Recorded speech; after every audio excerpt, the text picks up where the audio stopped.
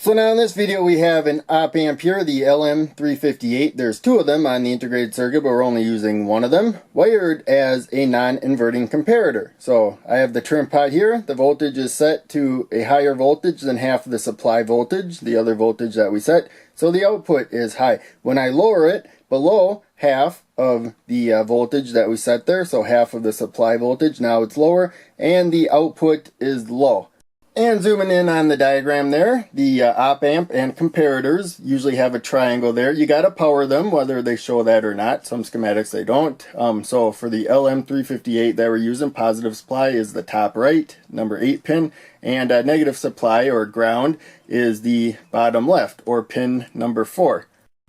We need a reference voltage for the comparator circuit. So I have a couple of 10K resistors to the power supply, and then the other end of both of them coming to the inverted input right there, second pin down on the left.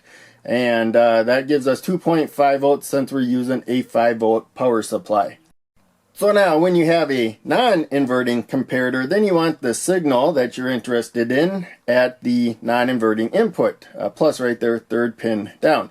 And so we just have a trim pot on each side of it. It's a 10K trim pot. We have the supply voltages, 5 volts and 0 volts or ground. We can go all the way up to 5 volts, but as long as we're above 2.5 volts, then the output will be high. That's the way that this circuit works. It'll probably be like 4 volts. It doesn't get to the full 5 supply with this particular op amp.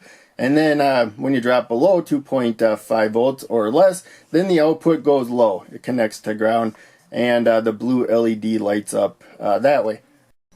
And now we'll look at the circuit on the breadboard. So as I said before, you got to power it. Positive supply to pin 8, and then negative supply to pin 4. I'm just leaving these other op amp inputs floating. We should probably, or down here, we should probably tie them to a supply rail, but we'll be okay. So in any case, trim pot there sets our signal voltage right there. So positive and negative supply across the resistive element, and we can slide along there. So right now we're less than half the supply voltage. Now we are higher. So we have that. And then so that is to pin 3 down there, and moving the jumper out of the way you can see better there. Pin 2 right there is the inverting input. 10K resistor, 10K resistor, you can see they're going to the supply. So if we measured that voltage, it would be at 2.5 volts.